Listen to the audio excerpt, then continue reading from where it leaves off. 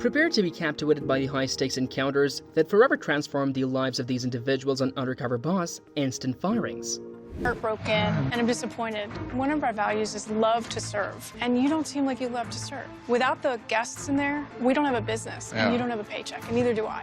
What I'm gonna do is I'm gonna send you home for the day. I wanna think about whether this is really the right job choice for you. The owner of Hooters had a problem when he met a manager named Jimbo who was treating his staff badly and making unfair assumptions about them. This happened while the boss was pretending to be someone else. The boss of Hooters was secretly working undercover. Because of what happened, there was a big argument and the CEO asked Jimbo to say sorry for his bad behavior. When the CEO pretended to be a regular employee, he got to watch Jimbo and how he interacted with the Hooter girls. He thought that Jimbo's coaching style and comments were rude and disrespectful based on what he saw.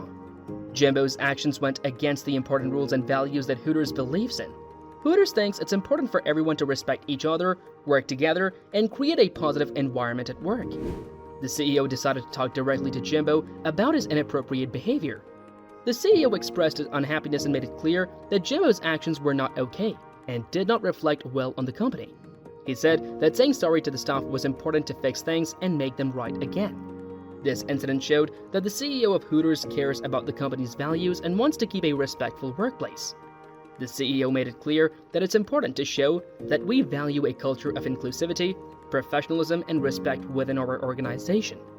They did this by addressing the mistreatment of Jimbo and asking for an apology. Jimbo's interaction was a reminder to everyone that we should all follow the company's values and treat our co-workers with respect. The CEO did things to fix the problem, make work better, and make sure all Hooters employees felt important and respected.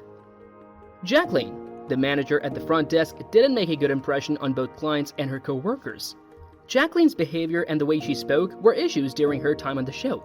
She would quickly get angry and often treated customers with rudeness and lack of interest. Her unprofessionalism and disrespectful behavior not only made customers leave, but it also created a hostile working environment for her colleagues. Working at the front desk is an important job because you're the first person customers see. It's important to be professional and provide great customer service. Jacqueline's actions did not meet these expectations at all. During a secret mission, the CEO of the company, Eric Casabari, acted like a regular staff member named Barry. He did this to see for himself how well the other employees were following his idea of giving great customer service.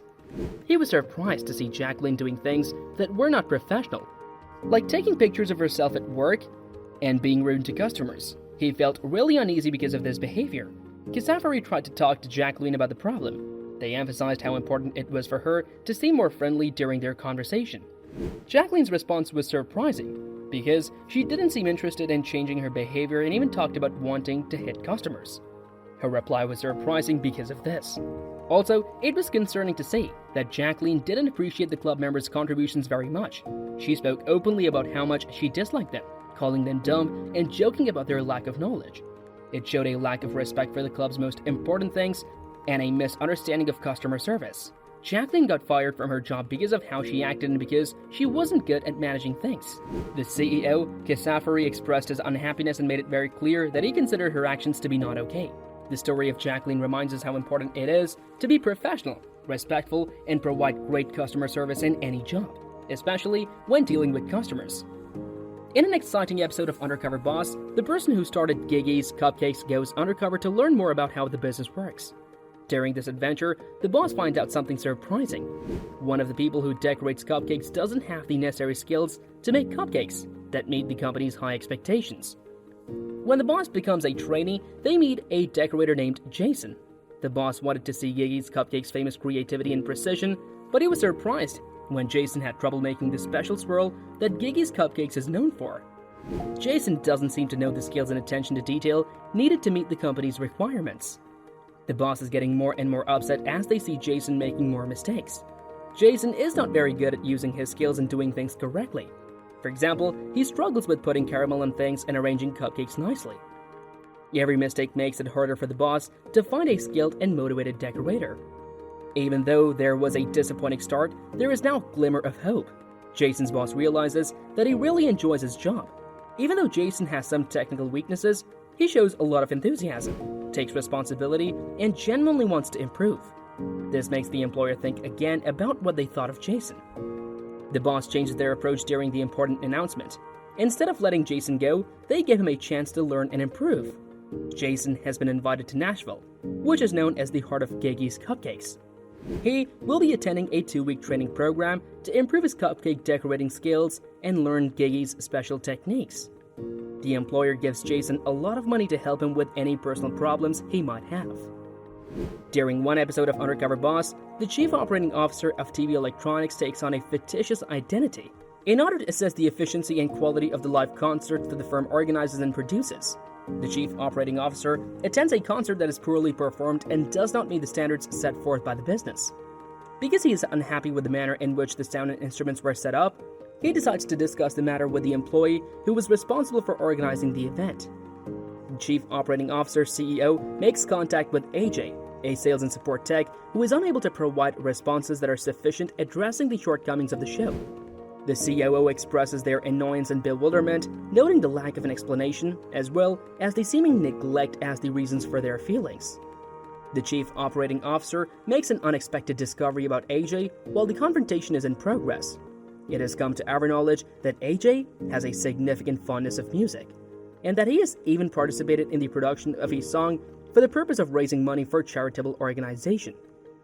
The chief operating officer recognizes AJ's dedication and sees the promise in him, despite the fact that AJ's performance at the concert was less than great.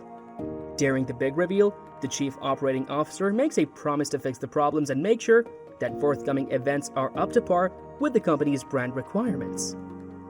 Buffalo Wings and Rings founder David Nader Mesade opted to take on the role of a regular employee in order to obtain personal understanding of his company's operations. Under the pretext, he entered the heart of his franchise and encountered Wes, the kitchen manager, a disturbing figure. As he saw the troublesome dynamics in the kitchen, Mesade was drawn to Wes's behavior.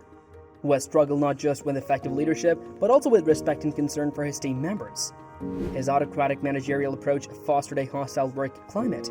In one frightening occasion, Mesade watched Wes berating and demeaning a rookie line cook in front of the whole kitchen staff. He made disparaging remarks and harsh criticism, which not only weakened the cook's confidence, but also affected the overall morale of the team. Wes's actions were damaging to both the individual and the productivity of the kitchen. Mesade realized the crucial need to address the situation after being genuinely worried by what he had witnessed. He wasted no time in expressing his unhappiness with Wes's behavior when the time came to reveal his true identity. He emphasized the significance of fostering a healthy and supportive work environment in which individuals may thrive and grow. Wes, who had been defensive at first, gradually realized the ramifications of his actions and expressed regret. He saw the need for change and made the commitment to alter his managerial approach. While acknowledging the difficulties that managers encounter, Mesade stressed the significance of leading with empathy and respect. This eye-opening encounter drove Mesade to take action right away. He instituted intensive training programs to educate managers good leadership approaches and the value of treating staff with dignity. Mesade has implemented monthly performance reviews and anonymous feedback mechanisms in order to foster a healthier and more positive workplace.